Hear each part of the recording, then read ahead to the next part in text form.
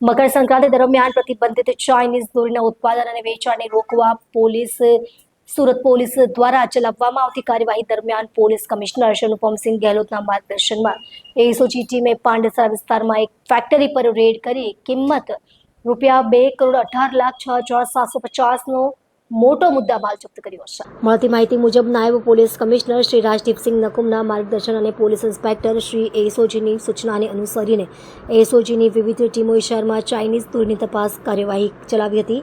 આ સંદર્ભે police inspector AP Chaudhary એસઓજીને મળેલી ખાસ માહિતીના આધારે પાંડેસરામાં પ્લોટ નંબર 272A પર આવેલી એન્જલ મોનોફિલામેન્ટ કંપનીના ગોડાઉન પર રેડ કરવામાં આવી હતી। રેડ દરમિયાન કંપનીના મેનેજર પ્રમોદ ભગવાન મંડલને આડેધડ પકડવામાં આવ્યા। તપાસ દરમિયાન ફેક્ટરીમાંથી મોટી માત્રામાં તૈયાર ચાઇનીઝ દોરી અને તે બનાવવા માટેનો કાચો માલ સહિત કુલ ₹2,18,00,000 જેટલો મુદ્દામાલ બરામદ કરવામાં આવ્યો છે।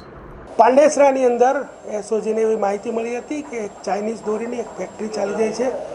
એસઓજીએ ત્યાં રેડ કરતા એસઓજીને ત્યાં ટોટલ ₹2,18,00,000ની ચાઇનીઝ દોરી જે છે એનો મુદ્દામાલ મળેલ છે।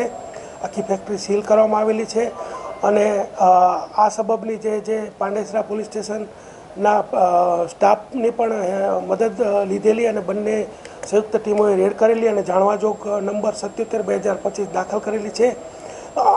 આજે છે પાંડેસરા જીઆઈડીસીમાં પ્લોટ નંબર 272 ત્યાં ફેક્ટરી હતી, એન્જલ મોનોફિલામેન્ટ કંપનીના નામે હતી અને એના મેનેજર છે પ્રમોદ ભગવાન માંડલ અને એના માલિક જે છે સંજયભાઈ ઠાકરસિંહભાઈ ડુંગરાણી રહે કતારગામ।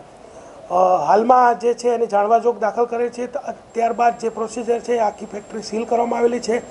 હવે એફએસએલ જે છે એને બોલાવવામાં આવેલી છે। એફએસએલ જોયા પછી એ કહેશે કે ભાઈ દોરીની મજબૂતાઈ એની સિન્થેટિક છે કે કેમ, કયા પ્રકારનું કોટિંગ છે, આનીથી માનવને જાનને હાનિ થઈ શકે કે કેમ।